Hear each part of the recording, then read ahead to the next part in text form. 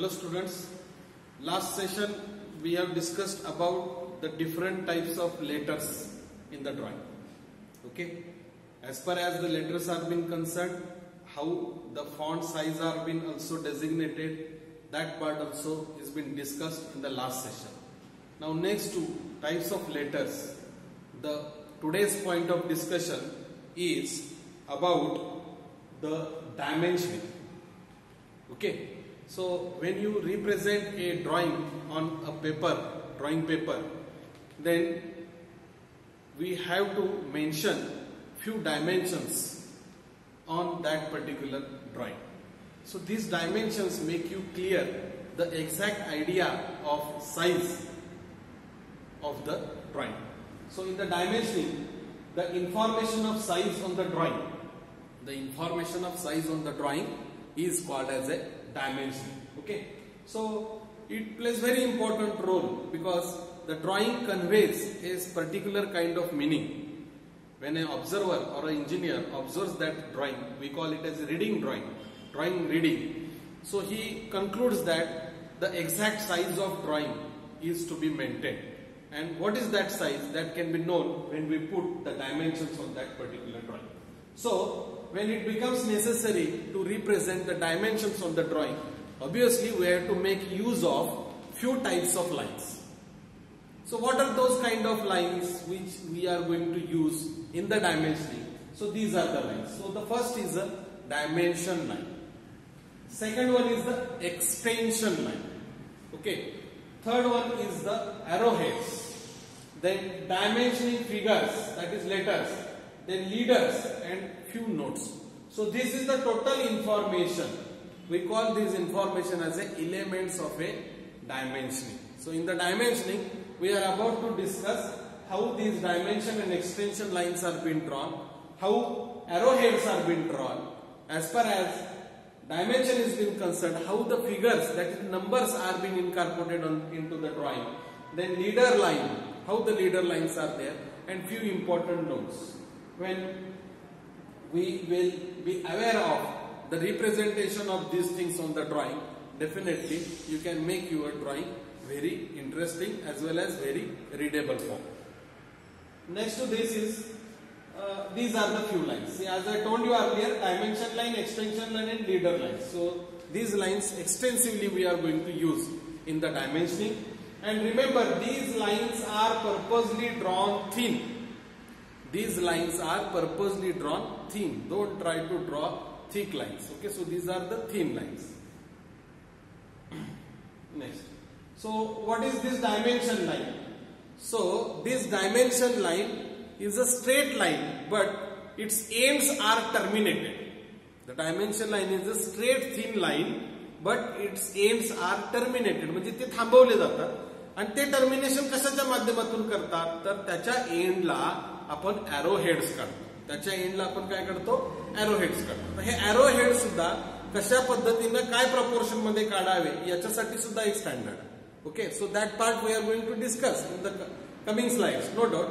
But just you convey the meaning here that dimension line is a straight line, thin line, and it is been terminated by arrows on the both ends. Okay, so these arrowheads are represented.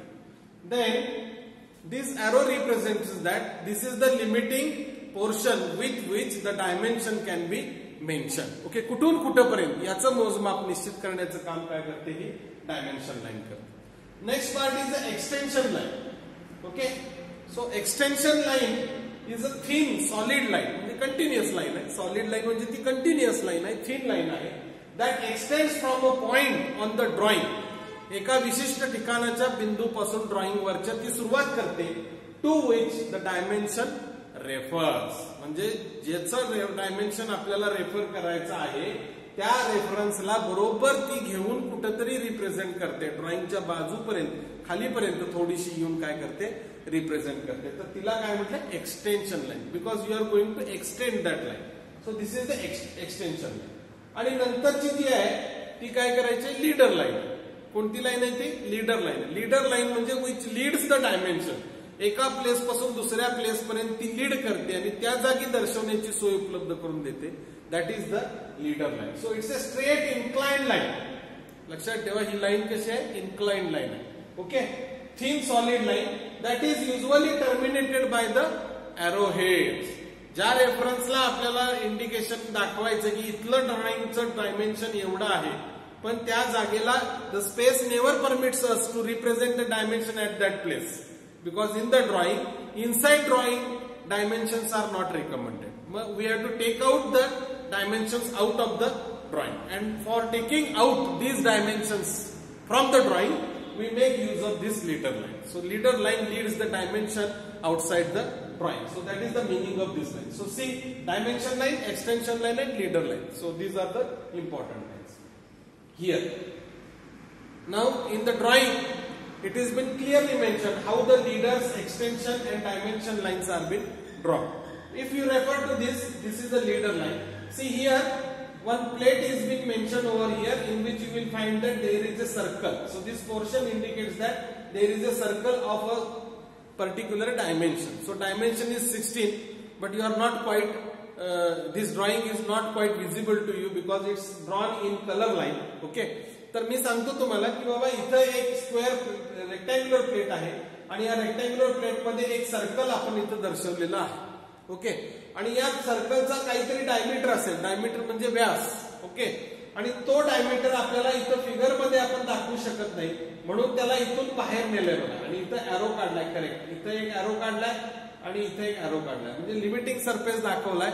या दोन surfaces, दोन limiting surfaces मधलं अंतर आहे, तो म्हणजे त्याचा व्यास आहे. आणि ते इथून बाहेर नेऊन, या सर्कलच्या बाहेर नेऊन इथं तो डायमीटर द्यायचा प्रयत्न केलेला आहे. म्हणजे फिगरच्या, ड्रॉइंगच्या आउटसाइडला त्याला लीड केलंय डायमेन्शननं, आणि म्हणून त्याला लीडर लाईन असं म्हणतात. तर या लीडर लाईन्स आपल्याला ड्रॉइंग मध्ये वापराव्या लागतात. And remember, those are inclined lines, those are inclined lines. त्या 30 डिग्री, 60 डिग्री किंवा 45 डिग्री या तिन्ही सरफेसला अँगल करून आपण काय करू शकतो, काढू शकतो. Generally 30 degree lines are been preferred. Okay, next extension line. See here, this is the extension line. तर या रेक्टँग्युलर प्लेटचा बॉटम सरफेस इथं संपतोय, पण तो सरफेस संपल्यानंतर ही एज, लिमिटिंग एज ही या बाजूची आणि या बाजूची, लेफ्ट आणि राईट साईडची, याच्यामधलं अंतर इथं 50 mm आहे. तुम्हाला दिसत नसेल तर मी सांगतो की ह्या ज्या दोन रेक्टँग्युलर प्लेटच्या एजेस आहेत, लेफ्ट साईडच्या आणि राईट साईडच्या, याच्या दोन्ही मधलं जे लिमिटिंग डिस्टन्स आहे हे 50 mm आहे.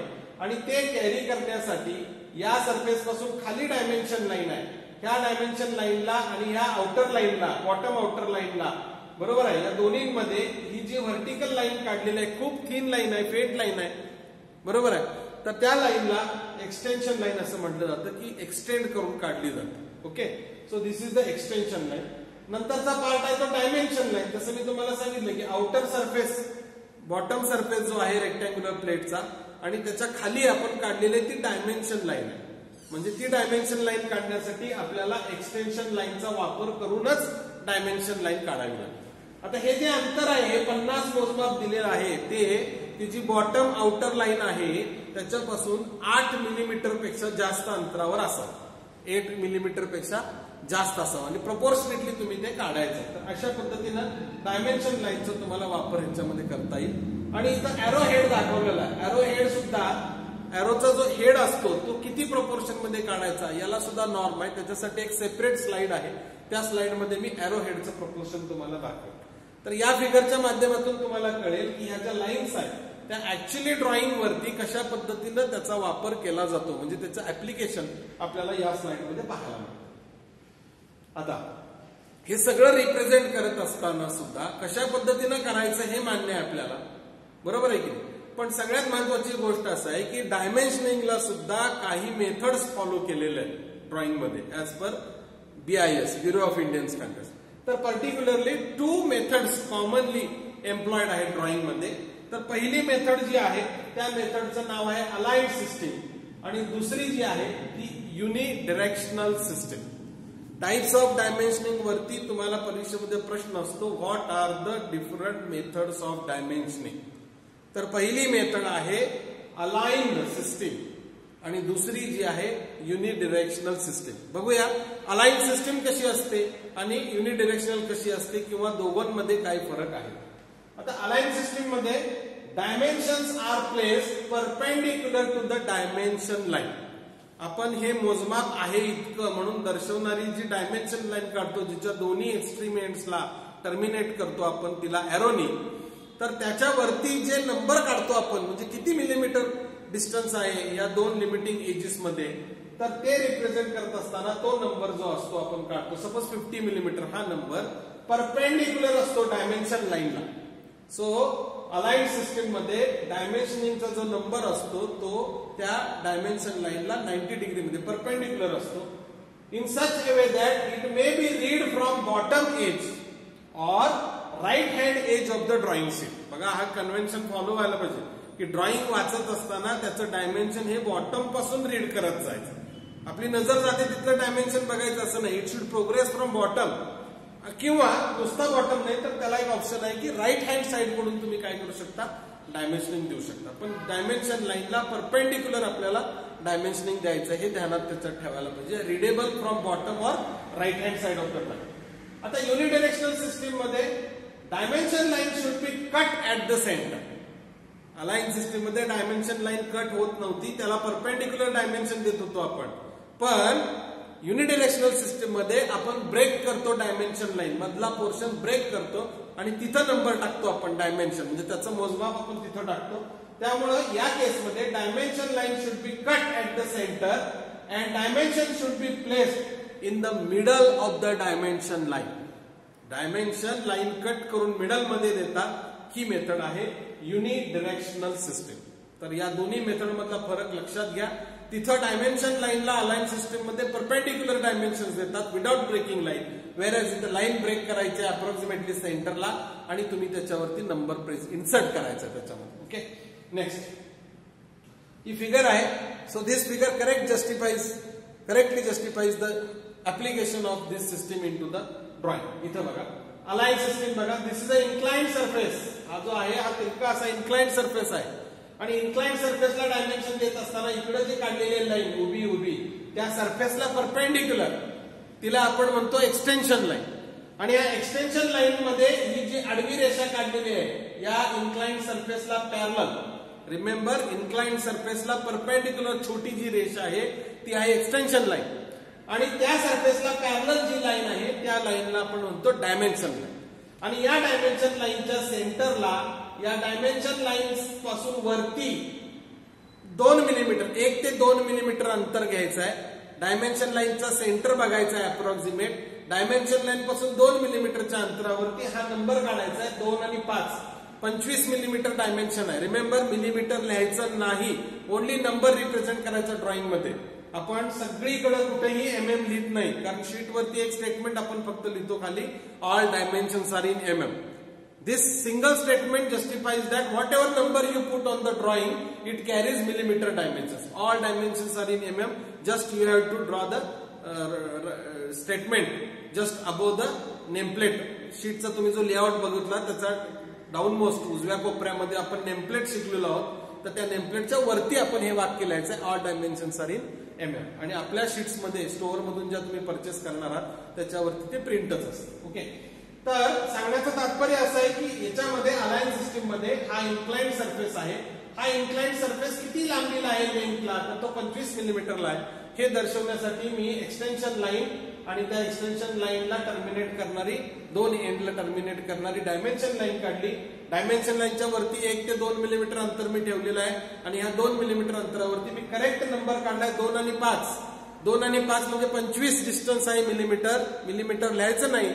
हा नंबर जो आहे 2 आणि 5 तुम्हाला मागच्या प्रेझेंटेशन मध्ये मी जे दाखवलेला आहे नंबर 0 to 9 त्यामध्ये 2 कसा होता 5 कसा होता त्याच पद्धतीनं त्याला इथे रिप्रेझेंट करायचं. So this 25 number is exactly perpendicular to the dimension line and it is just above of that dimension line.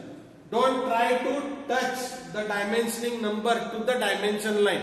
लाईनला चिकटून नंबर लिहायचा नाही, लाईन आणि नंबर मध्ये 2 मिलीमीटरचं अंतर ठेवायचं आहे.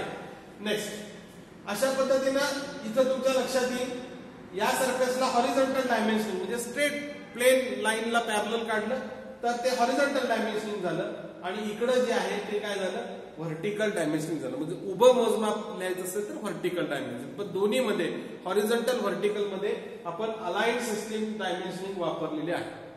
ओके, या अलाइन सिस्टीम ऑफ डायमेन्शनिंग मध्ये आणखी एक टाइप आहे. या टाइपला आपण इथं म्हटलंय चेन ऑर कंटिन्युअस डायमेन्शनिंग.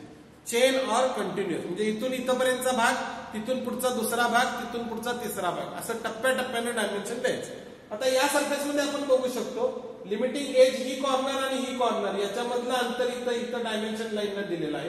त्यानंतर दुसरा टप्पा आहे, दुसरी पायरी आहे, त्याचं डायमेन्शन इथं मेन्शन केलं. तिसरी पायरी आहे, तिसरी स्टेप आहे, त्याचं डायमेन्शन तुम्हाला इथं मेन्शन केलं. असं टप्प्याटप्प्यानं प्रत्येक लिमिटिंग सरफेस मधलं डिस्टन्स आपण मेन्शन करतो.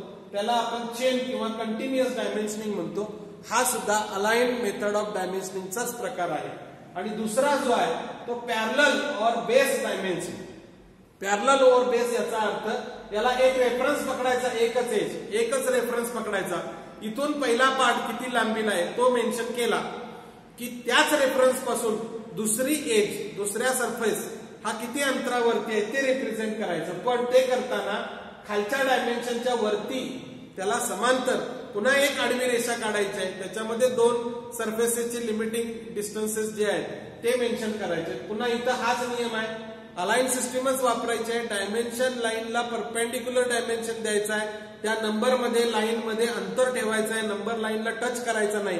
आणि दोन्ही डायमेन्शन लाईन मध्ये अंतर जे आहे ते कमीत कमी मी सांगितल्याप्रमाणे 8 मिलीमीटर पेक्षा जास्त, 10 मिलीमीटर पर्यंत ते डिस्टन्स तिथं मेंटेन करायचं आहे. त्याच्यानंतरचं तिसरा डायमेन्शन जे दाखवलेलं आहे इथं डॉट बघा तुम्ही दिसत असेल तर या डॉटला तुम्ही बघितलं असाल तर एक्स्ट्रीम एज, दोन टोकाच्या दोन एजेस, त्याच्यामधलं अंतर सुद्धा त्याच्या वरपर्यंत तो घेऊन गेलाय. आणि त्याला पॅरलल 2 नंबरला जे डायमेन्शन दिलं त्याला पॅरलल पुन्हा दोन्हीमध्ये 1 सेंटीमीटरचं, 8 मिलीमीटर ते 10 मिलीमीटरचं अंतर सोडून ते डायमेन्शनिंग दिलेलं आहे. ऍट द सेंटर दिलेलं आहे. तर ही सुद्धा अलाइन सिस्टीम ऑफ डायमेन्शनिंग आहे. हे आपल्याला ऑप्शनल आहे की आपण अलाइन सिस्टीम मधलं चेन डायमेन्शनिंग वापरायचं का पॅरलल डायमेन्शनिंग वापरायचं. बरोबर, तुम्हाला ड्रॉइंग जसं फॅसिलिटेट करतं त्या पद्धतीनं पण तुम्ही वापरायचं आहे. फक्त एकच गोष्ट तुम्ही ध्यानात घ्यायची आहे इथं की आपल्याला अलाइन मेथड ऑफ डायमेन्शनिंगच प्रेफरेबल आहे, युनिडिरेक्शनल आपल्याला प्रेफरेबल नाहीये. ओके.